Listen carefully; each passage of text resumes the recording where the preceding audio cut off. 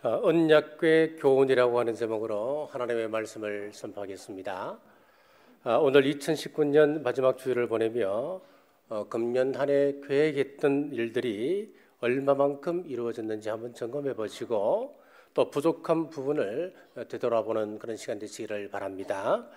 게으르고 진멸은 인간은 무한한 가능성을 가지고 있다. 그런가 하면 인간이 가지는 불가능성 역시 무한하다. 이 양자 사이에 인간의 고향이 있다라고 이야기했습니다. 인간에게는 선을 행하려고 하는 의지가 있는 반면에 악을 행하고자 하는 의지 또한 가득 차 있습니다. 그래서 사도 바울은 로마서 7장 34절에서 오호라 나는 공고한 사람이로다 실토하면서 선과 악 사이에서 고민하는 자신의 실존을 낱낱이 고발을 했습니다. 우리가 하나님을 섬기는 데 있어서도 마찬가지입니다. 우리의 본질이 늘 악함과 선함을 넘나들기 때문에 10계명의 제1계명은 다른 신을 섬기지 말라 말씀하시고 제2계명은 하나님을 형상화하지 말라, 즉 우상 섬기듯 하지 말라 말씀합니다. 하나님은 인격이시기 때문에 비인격적으로 대하는 태도를 용납하실 수가 없으신 분입니다. 사람들이 어떻게 하나님을 노엽게 했는지 살펴보겠습니다. 첫째, 이스라엘의 잘못된 신앙관입니다. 이스라엘의 잘못된 신앙관 첫째는 마음이 실리지 않는 할례였습니다. 예레미야 4장 4절 말씀입니다. 유다와 예루살렘 거민들아, 주민들아, 너희는 스스로 할례를 행하여 너희 마음 가죽을 베고 나 여호와께 속하라. 그리하지 아니하면 너희 악행으로 말미암아 나의 분노가 불같이 일어나 사르리니 그것을 끌 자가 없으리라. 자, 이스라엘 사람들은 할례만 받으면 거룩한 백성으로 구별되어진다라고 생각을 했습니다. 할례만 받으면 하나님 앞에서 복받는 인생으로 살아간다라고 그들은 오해를 했습니다. 아브라함이 하나님의 약속을 기다리지 못하고 자신의 방법으로 하나님의 의를 이루고자 할 때에 이스마엘을 낳았습니다. 그때 하나님께서 네가 의존하는 것 깨끗이 포기해야 내가 내 일을 이룰 수 있단다라고 하는 의미로 아브라함에게 생식기 일부를 자르는 할례를 명령하셨습니다. 자, 그런데 후대 이스라엘 사람들이 착각하기를 할례만 받으면 구별된다라고 생각했습니다. 어떤 죄를 지어도 하나님께서 우리의 삶을 보장해 주신다라고 생각하고 할례 받지 아니한 이방인들을 개취급하게 되었습니다. 그래서 하나님은 껍데기에만 할례를 행하지 말고 마음 가죽을 베라, 마음의 할례를 받아라 말씀합니다. 육체의 할례로 선민의식을 가진 것이 이스라엘의 첫 번째 잘못된 신앙관이었습니다. 두 번째 잘못된 신앙은 제사의식입니다. 이사야 1장 11절입니다. 여호와께서 말씀하시되 너희의 무수한 재물이 내게 무엇이 유익하뇨? 나는 순양의 번제와 살찐 짐승의 기름에 배불렀고 나는 수송아지나 어린 양이나 순염소의 피를 기뻐하지 아니하노라. 이스라엘 백성들은 제사만 열심히 드리면 하나님께서 기뻐하시고 하나님이 우리를 떠나지 아니하실 것이다 라고 생각했습니다. 이사야 선지자는 이 부분을 아주 통렬하게 비판합니다. 이사야 1장 10절에 보시면은 너희 소돔의 관원들아 여호와의 말씀을 들을지어다. 너희 고모라의 백성들아 우리 하나님의 법에 귀를 기울일지어다 라고 합니다. 자, 소돔과 고모라는 성경을 펼쳐보면 성경 역사상 가장 끔찍한 심판을 받았던 도시였습니다. 삶이 없는 이스라엘 백성들을 향하여서 소돔과 고모라와 다를 바 없는 악한 자들이다 말씀하고 있습니다. 이게 얼마나 끔찍한 말씀입니까? 이어서 이사야 1장 11절에 나는 수송아지나 어린 양이나 순염소의 피를 기뻐하지 아니하노라 말씀하고 있지요. 자, 제사 자체에 대한 거절이 아니라 제사를 드리면서도 하나님의 의도를 이해하지 못하는 것에 대한 하나님의 탄식을 이렇게 묘사하고 있는 겁니다. 우리는 하나님 앞에 제사를 드려야 됩니다. 예배는 하나님을 만날 수 있는 통로입니다. 예배 드림으로 하나님을 만났다면 이제 돌아가서 우리가 다른 사람들에게 억울하게 했던 것 풀어야 합니다. 품삯을 떼어 먹었으면 되돌려줘야 합니다. 다른 사람을 미워했다면 그것 해결하셔야 합니다. 제사는 기가 막히게 드려놓고 돌아가서는 여전히 미워하고 여전히 못된 짓을 하면 그나마 드린 제사마저도 하나님께서 가증히 여기시고 거절하신다는 그 말씀입니다. 내가 언제 너희의 이런 제사를 원했느냐? 내가 원하는 제사는 내 뜻을 이해하고 너희의 삶을 바꾸는 것이다 말씀하고 계십니다. 이사야 66장 3절에서 4절에 보면 더 끔찍한 말씀을 하고 계십니다.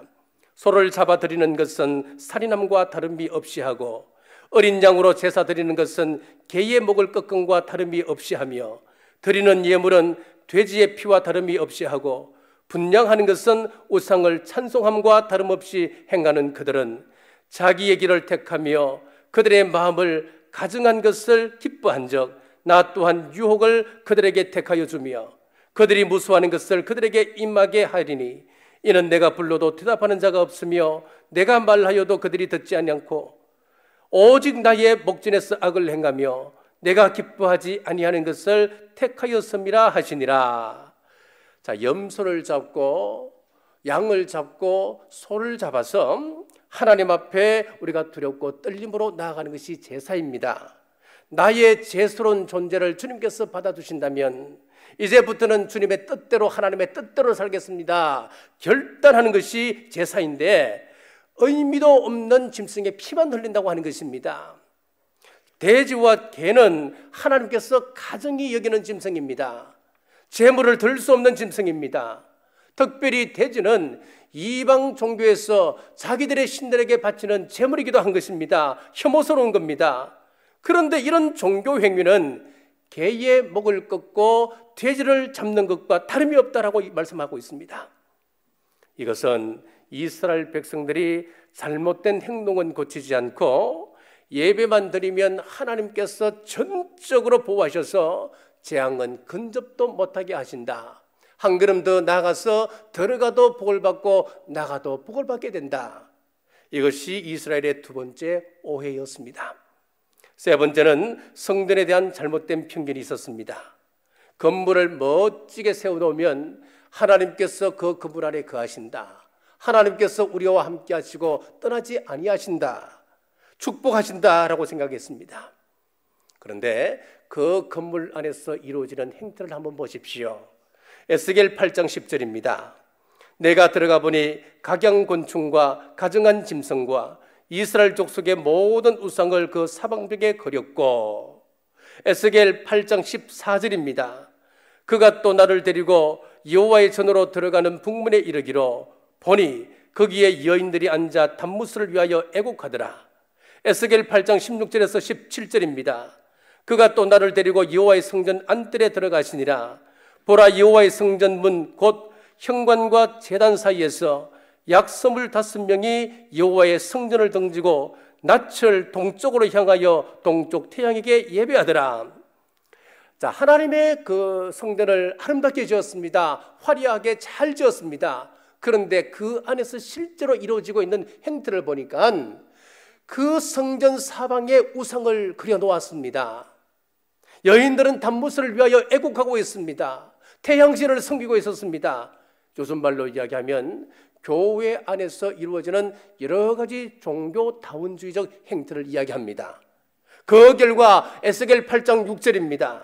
그가 또 내게 이르시되 인자야, 이스라엘 족속이 행하는 일을 보느냐? 그들이 여기서 크게 가증한 일을 행하여 나로 내 성소를 멀리 떠나게 하느니라. 백성들의 이러한 행위가 하나님을 성전에서 떠나가게 만든다라고 한탄하고 계십니다. 에스겔 9장 5절에서 6절에 보면 다음과 같이 또 말씀합니다. 그들에 대하여 내 귀에 이르시되 너희는 그를 따라 성읍 중에 다니며 불쌍히 여기지 말며 긍휼을 베풀지도 말고 쳤어 늙은 자와 젊은 자와 처녀와 어린이와 여자를 다 죽이되 이마에 표 있는 자에게는 가까이 하지 말라. 내 성소에서 시작할지니라 하시매 그들이 성전 앞에 있는 늙은 자들로부터 시작하더라.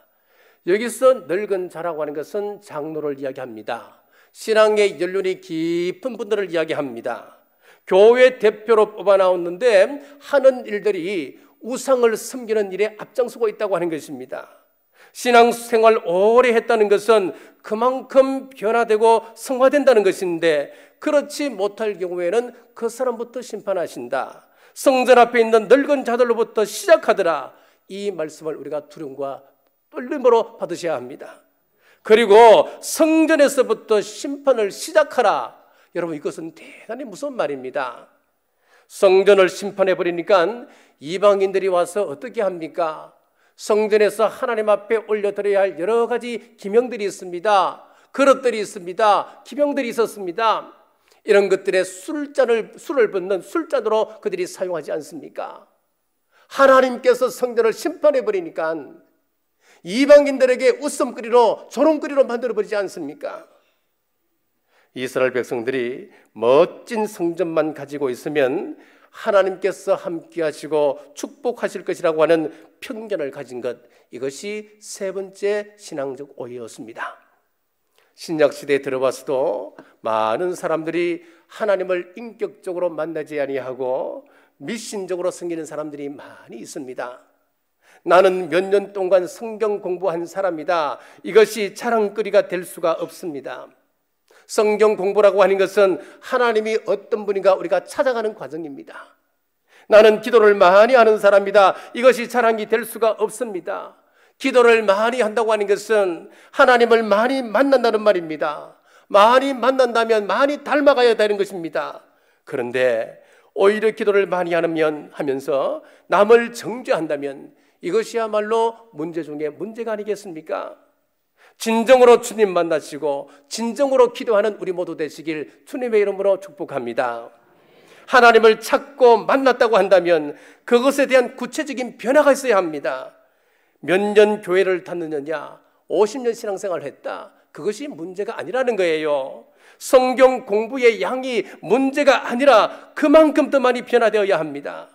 우리 남북의 가족들은 2020년도에는 날마다 성경을 묵상하고 예배하고 기도하심으로 구원받은 자답게 변화된 삶, 성화의 삶 사시길 주님의 이름으로 축복합니다.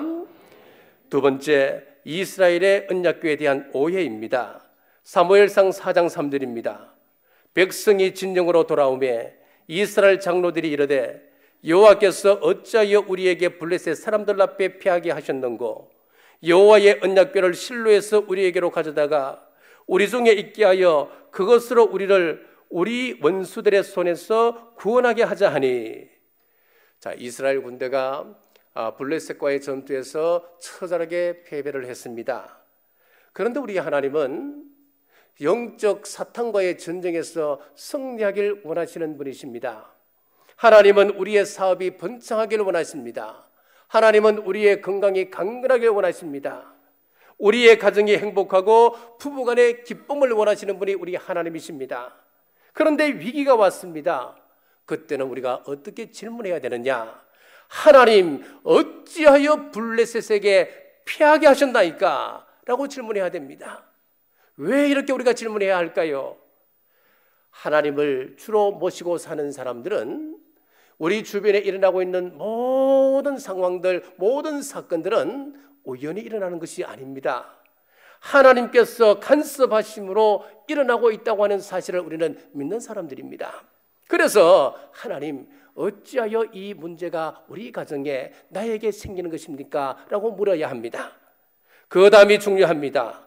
문제 원인을 정확하게 파악했다고 한다면 일이 우선이 아니고 먼저 회개가 우선입니다. 그런데 이스라엘을 보십시오. 엘리 제사장과 그의 아들들은 타락했습니다. 이스라엘 백성들도 타락했습니다. 하나님의 이상이 회개한 때에 회개하기는커녕 이스라엘 사람들이 언약궤를 가지고 전쟁터로 나가는 그 일을 자행했단 말이지요. 언약궤를 앵마기로 생각했다고 하는 이야기입니다. 미신을 섬기듯이 붓개를 가져다 놓고 전쟁을 하니까 어떤 결과가 오는지 한번 보십시오. 사무엘상 4장 10절에서 11절입니다. 블레셋 사람들이 쳤더니 이스라엘이 패하여 각기 장목으로 도망하였고 살육이 심히 커서 이스라엘 보병에 엎드려진 자가 3만 명이었으며 하나님의 궤는 빼앗겼고 엘리의 두 아들 홈리와 비나스는 죽임을 당하였더라. 자, 앞에 보시면 법궤 없이 이스라엘 군대가 나갔을 때에 몇 명이 죽었냐면 4,000명이 죽었습니다. 그런데 하나님의 법궤를 가지고 전쟁에 승리하고자 나갔을 때 몇 명이 죽느냐? 3만 명이 죽었습니다. 계산을 해보면 8배의 더 큰 피해가 일어났다는 이야기입니다. 법궤를 가져간 것은 승리를 기원하는 그 마음인데 왜 이런 일이 일어난 겁니까? 여러분, 중요한 것이 하나 있습니다. 우리가 하나님 앞에 소원이 있듯이, 그래서 우리의 소원을 하나님 앞에 아립니다. 마찬가지로 하나님도 저와 여러분을 향한 소원을 가지고 계십니다. 너희들이 나에게 나와서 기도하는 것처럼 나도 너희를 향한 소원이 있단다. 하나님의 소원이 무엇일까요? 너를 선택한 것은 잃어버렸던 하나님의 형상을 회복하여 거룩한 사람으로 만들어가길 원하고, 나를 대신하여서 나의 얼굴이 되어서 이 땅을 천국으로 만들어가는 것이다. 그래서 만나는 사람들마다 축복을 나누고 생명을 나누고 가정과 개인들을 회복시키시는 일, 그 권세를 대행해 주기 위하여서 나는 너를 선택하길 원하노라. 이것이 우리 하나님의 소원이란 말입니다. 우리 교회는 축도하기 전에 이렇게 선포합니다. 하나님의 얼굴로, 하나님의 대행자로, 진리의 빛으로 살게 하시고 세상에 희망되게 하옵소서. 그런데 사람들은 복받는 일은 좋아하면서 하나님의 소원에 대해서는 관심이 없습니다. 여러분, 잘 이해하셔야 합니다. 우리가 신앙생활을 할 때에 성령님께서 내 안에서 강력하게 역사하실 때는요, 그때부터 큰 고통이 따라옵니다. 왜 그런 줄 아세요? 성령님과 내 육체의 소유는 서로 원수 사이이기 때문에 그렇습니다. 그래서 내 속에 성령님의 기름 부음이 있을 때에 내가 혈기를 부리지 아니하면 틀림없이 이 둘 사이에는 큰 갈등이 일어납니다. 고통이 따릅니다. 하나님은 우리를 부욕케 하시고 강건케 하시고 성령 충만하게 하시기를 원하시지만 우리가 하나님을 미신적으로 섬기는 것이 문제라고 하는 것입니다.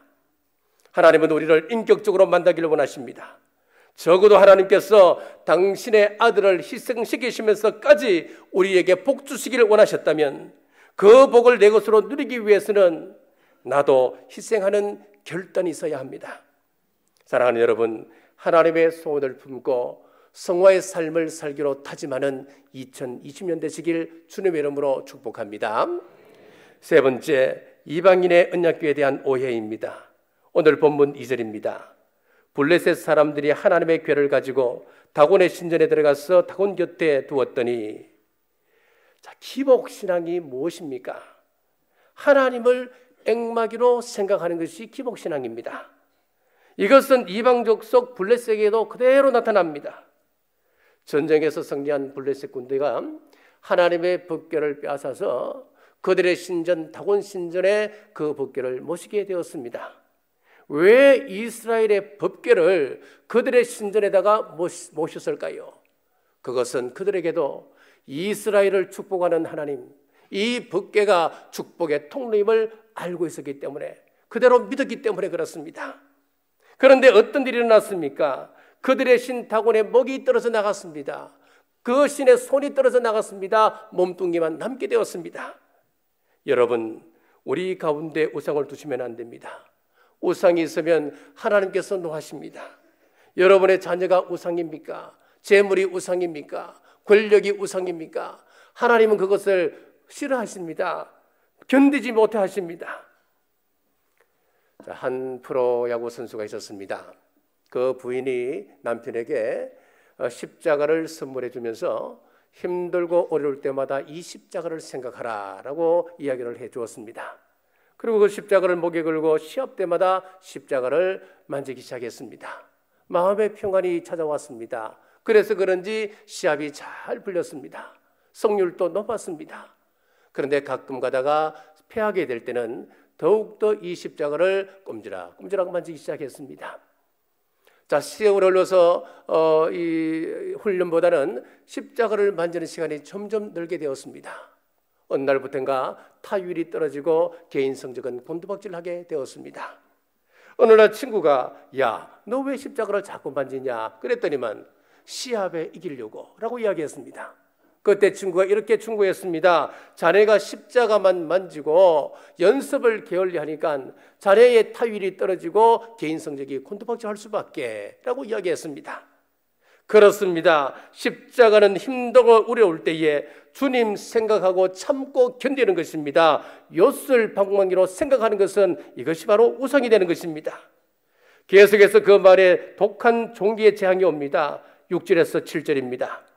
여호와의 손이 아스돗 사람에게 엄중히 닿아사 독한 종기의 재앙으로 아스돗과 그 지역을 쳐서 망하게 하니 아스돗 사람들이 이를 보고 이르되 이스라엘 신의 괴를 우리와 함께 있게 못하게 할지라 그의 손이 우리와 우리 신 다곤을 친다 하고, 분명히 하나님의 법궤만 있으면 놀라운 축복이 임할 것이라고 믿었는데 이제 설상가상으로 백성들 가운데 종기가 나기 시작했습니다. 독한 종기가 나서 견딜 수 없게 만들기 시작했습니다.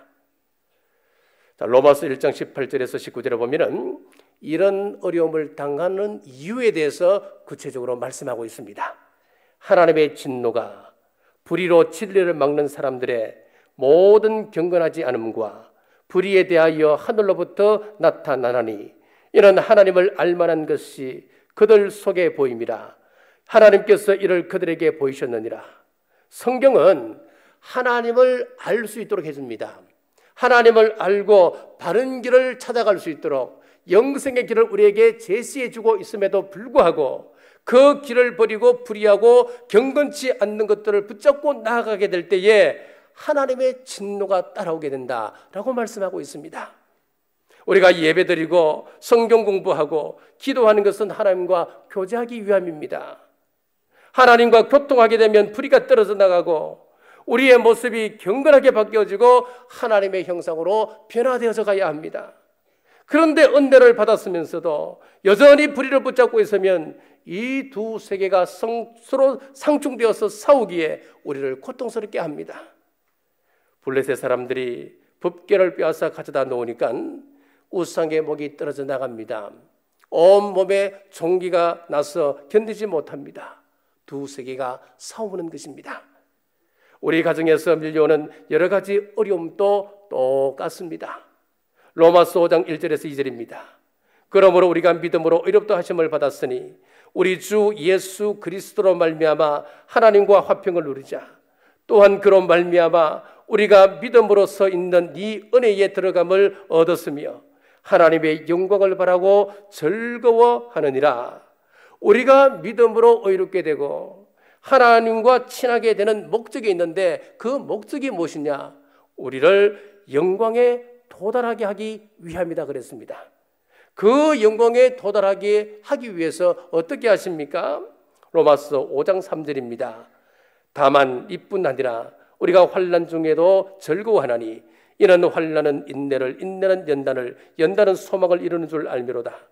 소망이 부끄럽게 하지 아니함은 우리에게 주신 성령으로 말미암아 하나님의 사랑이 우리에게 부은바됨이니. 우리가 이 영광에 도달하기 위해서는 우리에게서 거짓과 불순물들이 떨어져 나가야 합니다. 그래서 우리 마음 가운데 연단이 시작된다고 하는 겁니다. 연단을 통하여서, 다루심을 통하여서 거친 것들이 부서지고 강박하고 굳어있는 것들이 깨어집니다. 그래서 환난은 인내를, 인내는 연단을, 연단은 소망을 이룬다라고 성경은 말씀합니다. 이 원리를 알기 때문에 진짜 신앙을 가진 사람들의 특징이 하나 있습니다. 고난을 당하면 당할수록 정결해집니다. 하나님께 더 가까이 나갑니다.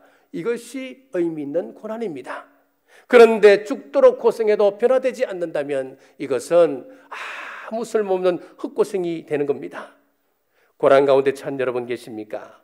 고난은 나를 정결케 하시는 하나님의 방법을 믿으시고 하나님께서 원하시는 삶으로 바꾸시는 우리 모두 되시길 주님의 이름으로 축복합니다. 오늘 축복의 원리는 분명합니다.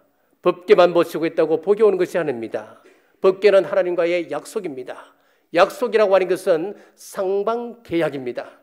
로마서 8장 10절에 보니까 자녀이면 또한 상속자 곧 하나님의 상속자요 그리스도와 함께한 상속자니 고난도 함께 받아야 할 것이니라. 하나님의 후사로 영광을 얻기 위해서는 고난도 함께 받아야 된다라고 말씀합니다. 하나님께서 저와 여러분을 위해서 독생자 예수 그리스도를 이 땅에 보내주시고 죽이시면서까지 우리를 사랑해 주셨다면 우리 또한 주님을 위하여, 하나님의 영광을 위하여, 복음을 위하여 나를 부인하고 나를 거절해야 하나님의 약속의 복을 받아 누릴 수 있습니다. 그분이 싫어하는 건 나도 거절해야 되는데 내 것은 하나도 버리지 않은 채 복만 달라고 하니까 기복신앙으로 전락해버리고 마는 것입니다. 오늘 2019년 마지막 주일을 보내며 결단하십시다. 하나님, 내 속에서 하나님께서 미워하시는 것 잘라내겠습니다. 하나님께서 독생자 예수님을 십자가에 버리셨듯이 나도 나를 부인하고 하나님의 뜻대로 2020년도에는 살아가겠습니다. 이 결단과 함께 2020년도엔 하나님의 약속을 풍성히 누리시는 우리 남북의 모든 성도들 되시길 주님의 이름으로 축복합니다. 기도하겠습니다. 거룩하신 아버지 하나님, 형통함과 공고함을 통하여 하나님의 의도를 알려주시고 힘들 때 오히려 하나님의 가슴을 이해할 수 있도록 도우셨음을 감사합니다. 전달보다는 우리가 더 나아지기를 원합니다. 예수님을 오래 믿었기 때문에 더 가까이 가 있기를 원합니다. 거짓된 모습을 버리게 하시고 간사한 모습, 위선적인 모습을 버리게 하시고 은혜 받은 사람으로 주님 따라갈 수 있도록 은혜 부어 주옵소서. 하나님과의 약속이 내게 재앙이 아닌 축복이기를 원합니다. 이스라엘의 언약궤 사건을 계기로 하나님의 의도를 이해하고 결단할 수 있도록 인도하여 주옵소서. 다시 오실 예수님 이름으로 간절히 기도드리옵나이다. 아멘.